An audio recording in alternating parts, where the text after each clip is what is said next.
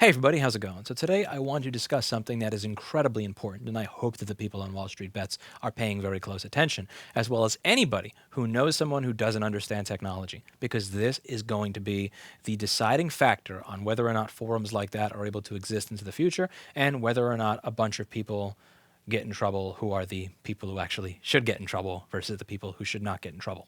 I hope you're listening. There is a narrative being spun that what is going on here is hacking. And I need to explain why this is bullshit. But I also need to explain why it is you need to tell every single person in your life why this narrative is bullshit. Our country is run by people that don't understand technology. We have a lot of politicians, a lot of elderly politicians, and I'm not trying to crap on the elderly. There are people who are 3 times my age that could run rings around me as an electronics engineer and most certainly know how to code better than me. I can barely pass basic tests on Code Academy. However, as anybody who has watched the government antitrust hearings, the Facebook hearings, and the Google hearings, the people that are elderly, that are as knowledgeable as Dennis Ritchie, they're not our senators. They're not our Congress people. We have people that can't even tell the difference between Twitter and Facebook running our country, much less people that understand what hacking is when it comes to complex financial instruments. They have no idea what's going on, and they're going to listen to the people close to them. And the problem here is going to come if you believe. How can I help you? This is an urgent message for the vehicle owner. We've been trying to reach you about your car's extended warranty. I don't have a car. You should have received something in the I have a mail about your Bafang. car's extended warranty. Fuck you. Since we have not Fuck gotten a you. response, I get that call 2 or 3 times a day now, and it absolutely drives me nuts. I'm this close to protesting the phone company by just getting rid of my phone service and just getting a data-only SIM card. Anyway, they are going to try and make it seem like what everybody were doing were hackers. That narrative takes place early on. They may actually win because the people that run our government don't understand technology, at the very least in the United States. So this tweet over here says this is the equivalent of cheering on hackers when they are defacing websites of companies or governments you don't like. Well, when those same hackers attack your website or government, you won't think it's funny. And this is someone that is one of the chief editors or something at MarketWatch, one of those financial rags. And there's a problem with this statement. There's a glaring problem with it, and it needs to be explained. Not just to you. It needs to be explained to every single person that doesn't understand technology. Why is this bullshit? What is hacking? Hacking into a website means I'm breaking and entering into that website and then inserting malicious code in there. So it would kind of be like if I broke into your house and then ransacked the place and destroyed stuff. That's what the type of hacking they're talking about. The specific type of hacking that he's discussing is black hat hackers destroying things after breaking and entering. Now, what happened here? With GameStop, you had a hedge fund that shorted over 120% of the available shares, more than 100%. At best immoral, at worst illegal, and as a result of that, they wound up losing money. Shorting a stock means you're betting on it going down. So what people did is, using their internet connection, they used publicly available data that you could find anywhere on the internet, anybody with an internet connection. Even if you don't have the internet, you could go to the library and find this for free. They found out that the shorts were over 120%. As a result of that, they shared that information with other people and said, hey, it looks like a bunch of hedge funds shorted this one stock to over 124%, and this happened right as that stock got this new CEO, that's some rock star CEO. What do you all think of that? Then people did their due diligence, they read this publicly available information, and then they went to a brokerage like Ameritrade, read this publicly available information, and then they went to a brokerage like Ameritrade or Fidelity or Robinhood, and they purchased that stock at the retail asking price. They didn't hack into the brokerage. They didn't hack Ameritrade and say that their account has 10,000 shares when it only has 1. They didn't hack into the brokerage and then change the value of the share at the time. Nothing like that happened. There is no hacking involved here. Anything that could even be remotely construed as hacking. Everything that occurred here occurred using publicly available information. The reason that hedge fund got fucked is because they got too greedy and they did too much shorting. If they had simply shorted it to this extent rather than over 100%, they wouldn't be where they are right now. Now, just because the hacking idea is bullshit doesn't mean that the rest of the financial press is not going to try to run with this, because they understand that the people that run our government don't understand technology. There's people like my dad who are smart, intelligent, good human beings that also, just because he's in his mid 70s and he has not really made much of an effort to understand certain aspects of the internet and technology over the past 20 years, may be more susceptible than someone in the audience of a logic board repair channel to believing when someone on MSNBC comes on with their suit and tie and it talks about how this is hacking, to believe that narrative that this is actually hacking. My dad is a typical guy in his mid-70s. He gets a lot of his information and a lot of his viewpoints as to what's going on in the world by watching MSNBC. And, there's going to be a certain limit to the scope of what is discussed on MSNBC. And it is our responsibility to explain why this is not hacking and to point out to everybody in our life that may not be that technologically savvy why this is BS. And again, my dad helps me out with this stuff all the time. He is a world-class chef. I can barely bake a Hot Pocket. He'll point out when I'm doing something stupid, and I'll also try to help him when, he's trying to do something on the computer. This is something that is going to be necessary in order for us to be able to move forward and have a society where things go the way they are supposed to go, so that we do not have a government that feels a sense of sympathy for the Paul Wall Street hedge fund that got hacked by these evil people that talk on Reddit in this way.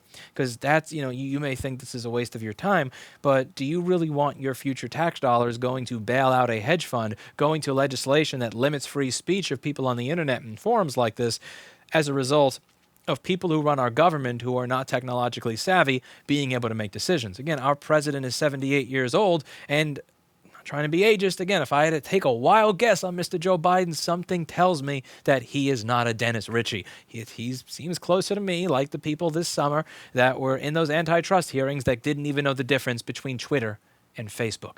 And it's going to be important that we explain to those in our lives why this is not hacking, because the person that we explain it to is probably going to know somebody else, who's going to know someone else, who's going to know someone else, who's going to know someone else, who's whispering in the ear of the president or Congress or the Senate or someone in the SEC or some governor or some person that has the ability, that has sway to make decisions that are going to radically change the way things work in this country with regards to hedge funds and investing and free speech and, God forbid, taxpayer-funded bailouts of hedge funds. Because I don't know about you, I'm not ready for 2007 and 2008 to happen again. I'm not going through that again. I wasn't as involved. I wasn't as dug into the news back then. I wasn't really an adult when it came to experience in paying real taxes and paying attention to how the government is run or running a business or anything like that. But I am now, and I don't want to. I'm not living through that again. Fuck that. I'm just no. And this is going to be an important part of ensuring that doesn't happen. Everybody watching this video is going to have to do their part to explain to those in their lives why this is BS.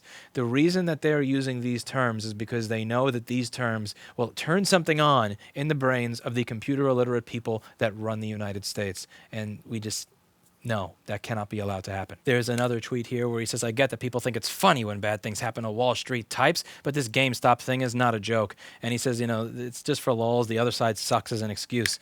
You have to understand that what makes what happened here such a beautiful moment in financial history is not that there was hacking. It's not that people that just dislike Wall Street types decided on Occupy Wall Street to take their knives and put it to the throats of the people leaving 40 Wall Street. It's not that people broke into the house of the owner of a hedge fund and stole from him. It's not that people elected Bernie Sanders and then he put a 90% socialist tax or something on hedge funds so that they were taxed out all their money. There was no tax, there was no theft, there was no violence involved. This was the invisible hand of the free market fisting them right up the ass. And that's what makes it beautiful, that they were the authors of their own undoing, that there was no violence, no force, no lying, no hacking. Shorted over 120% of the available shares. People who have internet access were able to see this. They bought the shares. The people who got too greedy got fucked. The invisible hands of the market struck. And for once, It finally fisted the right group of people in the ass. Now, you have other tweets that this guy made, and he said, since you're all on my timeline, let me let you know what the asshole conspirers and WSB won't. Sell that shit and get your money. Don't hold. Recognize your gains before the SEC steps in.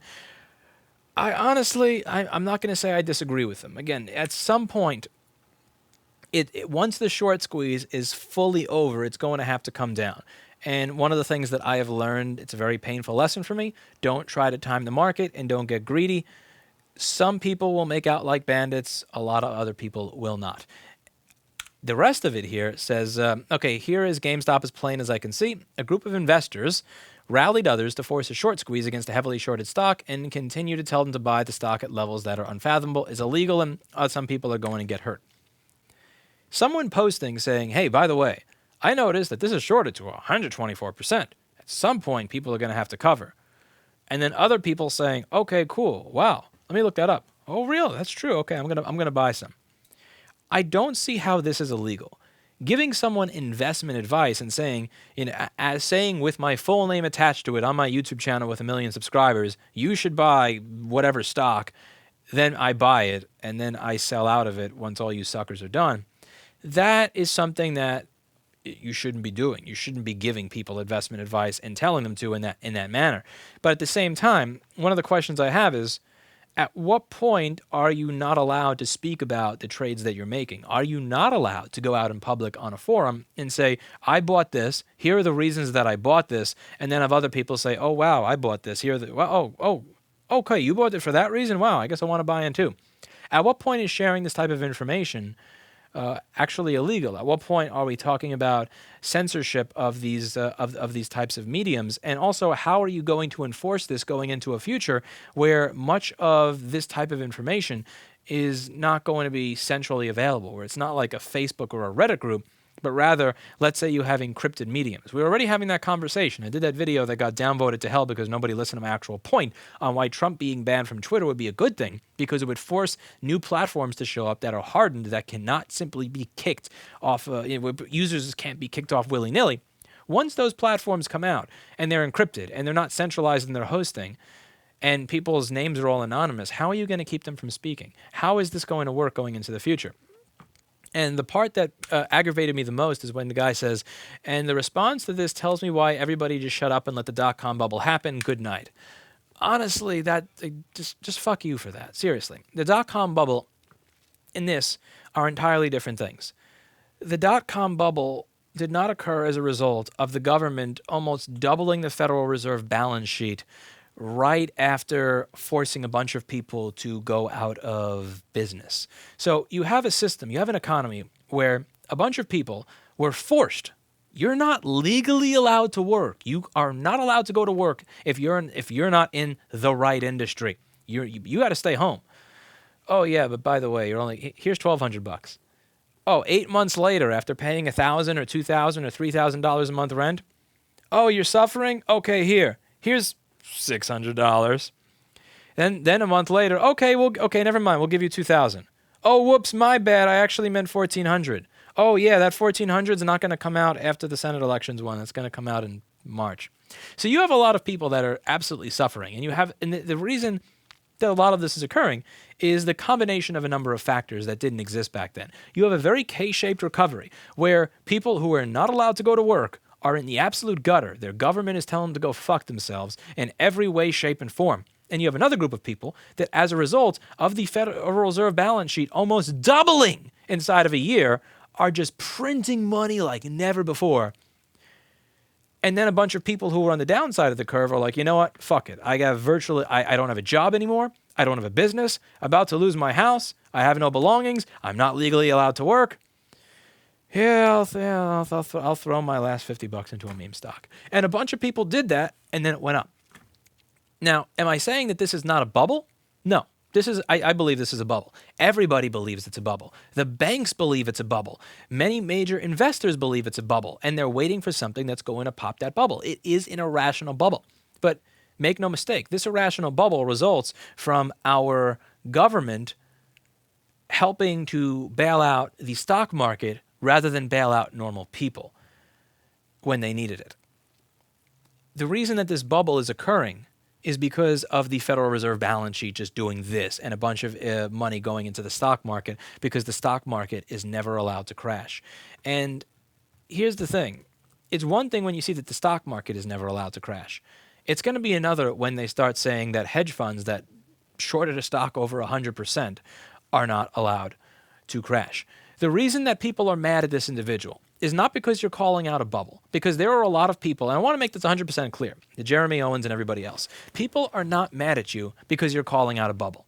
I believe this is a bubble, and I've said it before on my channel, and people don't get hysterically pissed at me. Many people say that this is a bubble without people screaming at them. Peter Schiff have said that the stock market is a bubble, and he doesn't have people hysterically mad at him over that statement.